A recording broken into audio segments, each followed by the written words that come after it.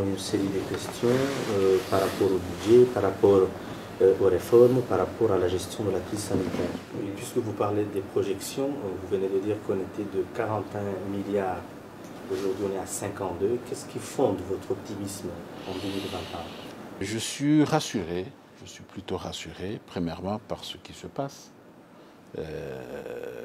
Les services, vers la fin de l'année, nous sentons une reprise de l'activité, ce qui permet aux différents services de réaliser des recettes qui reflètent des années comme l'année 2018.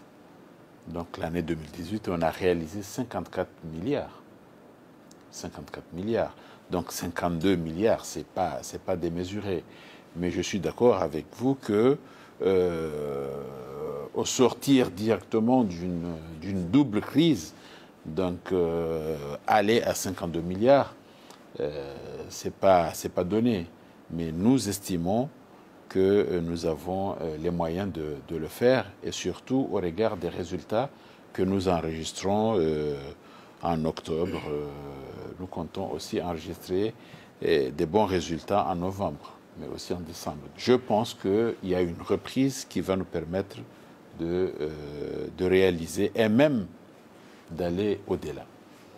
Il y avait une réforme importante au niveau de l'AGID, notamment sur la digitalisation des systèmes de paiement. Où en est-on ce projet? Il y a question de mettre en place des caisses enregistreuses. Où en est-on exactement? Il y a d'abord ce processus de digitalisation, puis les caisses enregistreuses, c'est une autre paire de manches. La digitalisation, nous sommes en bonne voie. Déjà, nous avons le SIGIT qui va permettre à beaucoup des opérateurs, des contribuables, de travailler à distance, de télécharger la déclaration, mais aussi d'envisager le télépaiement. Nous avons le système de paiement. C'est un projet de la Banque mondiale. Il est en cours, qui va permettre des paiements à distance, qui va permettre la circulation de la monnaie électronique. Nous pensons que le processus de digitalisation va s'améliorer. En tout cas, il a démarré avec l'informatisation de l'AGID. Ce qu'il faut comprendre, c'est que depuis l'indépendance jusqu'à nos jours, l'AGID a été manuel. Il a travaillé manuellement. Et tout récemment, que nous avons pu, avec le concours de la Banque africaine de développement, nous avons pu procéder à l'informatisation de notre administration fiscale. Les caisses enregistreuses, nous sommes en cours. Les premiers essais des caisses enregistreuses se feront au courant mois de décembre.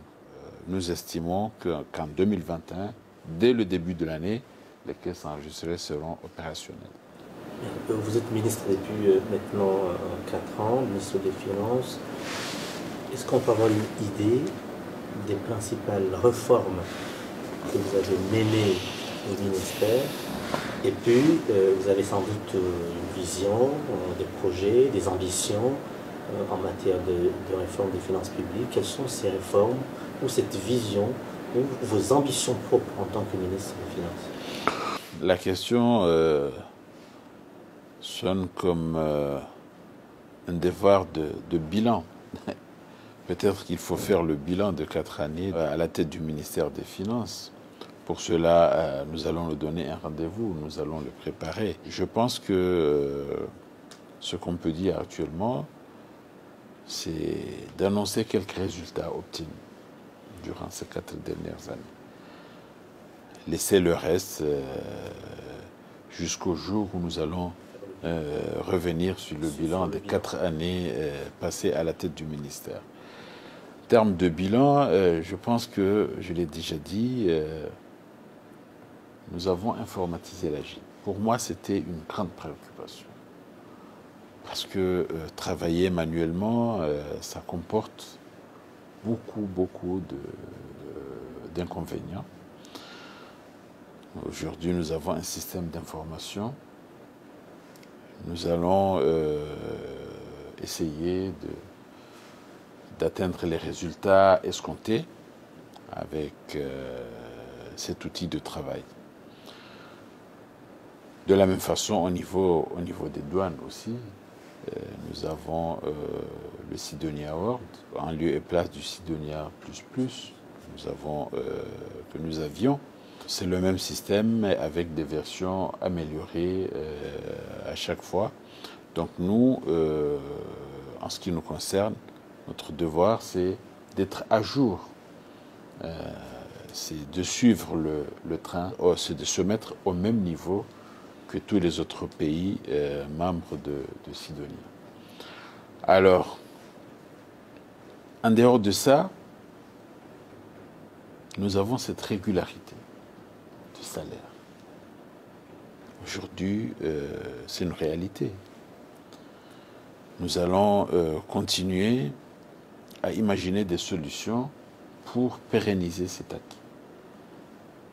Nous sommes en train de travailler, de discuter avec les banques pour mettre ensemble un système qui va consolider, qui va pérenniser cet acquis. Donc la régularité de salaire, pour nous, c'est quelque chose de très important. Nous avons aussi apporté un changement au niveau de ce pays. Avant 2016, ou même les élections de 2016 ont été financées par nos partenaires, que nous avons besoin de leur accompagnement dans des secteurs primordiaux, dans des secteurs vitaux. Aujourd'hui, nos élections, nous sommes en mesure de les financer. Nous avons financé nous-mêmes les élections. Nous avons pris des dispositions pour que cela soit une réalité à tout moment. Nous avons le fameux FOCAD, qui est un compte dédié à toutes les dépenses de souveraineté, notamment celles liées aux élections. Donc nous avons un système de mobilisation de ressources au profit du fonds de consolidation des acquis démocratiques. Ça, c'est une nouveauté dans le pays. Nous avons aussi, et vous le constatez, tous les Comoriens le constatent, nous faisons face aujourd'hui à des dépenses sur financement beaucoup plus importants. Chaque année, cette enveloppe s'agrandit.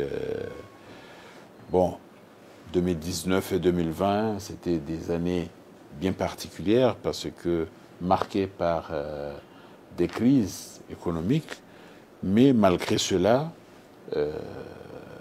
nous avons continué à financer des activités nous-mêmes sur des ressources domestiques, donc ce qui n'était pas toujours évident par le passé. Il faut aussi remarquer ce dynamisme qui existe aujourd'hui dans notre coopération avec nos partenaires, notamment la Banque mondiale, le Fonds monétaire international, la Banque africaine de développement, le FADES aujourd'hui, la banque TDB, c'est une banque dont nous sommes membres, donc qui est là aujourd'hui, qui accompagne le développement du pays. C'est avec TDB que nous travaillons le projet de construction d'El Marouf. Alors tous ces partenaires-là sont à nos côtés, nous travaillons ensemble. Donc il y a ce dynamisme et une sorte de confiance qui est là, qui motive nos partenaires. Ça, ce sont des exemples, je pense, qui peuvent être avancés et qui sont un avant-goût du bilan que nous allons dresser incessamment. Merci beaucoup, monsieur le ministre.